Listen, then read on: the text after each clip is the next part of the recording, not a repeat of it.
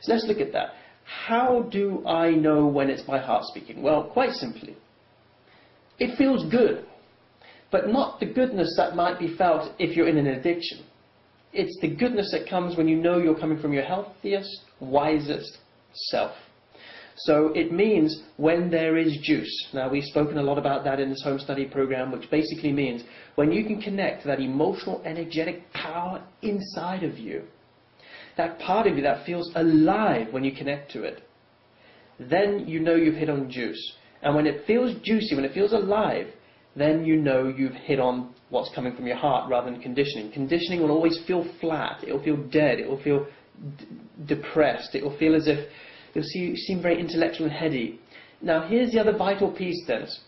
You can know your heart's truth most effectively in the presence of others. Because if you're a capable read of energy, that is, if you can be with other people and read what they're feeling as you're around them, it's a skill that's learned, but some people have the capacity to do this. If you notice that as you talk, are they inspired? Are they lit up? Do they feel moved by what you're saying? If they are, it's most likely that you're in your heart. If not, probably not.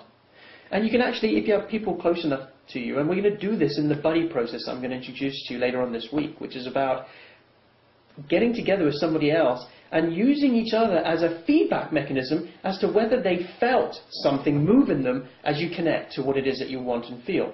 Because if another person can reflect whether they felt it or not, gives you clarity as to whether you're in your heart. In other words, the quickest way into your heart is by getting the feedback of whether other people felt what you were saying as you're saying it.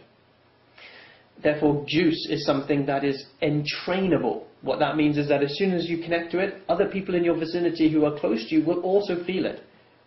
And if they don't, either they're in their head and they're incapable of feeling, which is of course a possibility, or they are capable of feeling you and they're just not getting it because you in fact are in your head. Not to make that wrong, but it just means that in that moment you're not accessing your truth, you're more likely to be accessing your conditioning.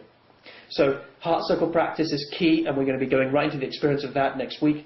And also your ability to feel your own juice and to also be aware of, are you connected to what feels right, true, in alignment with you? Does it light you up? Does it feel good to your healthiest, wisest self? That's how you know when it is your heart speaking. Okay, so now let's look at the next part of your question, which was, am I creating my reality or am I just surrendering to what is? It's both. And this is a huge complex part. Let me break it down in different ways. There are 5 energetic intelligences that we really need to learn and master in life. There's our innate body intelligence. It's that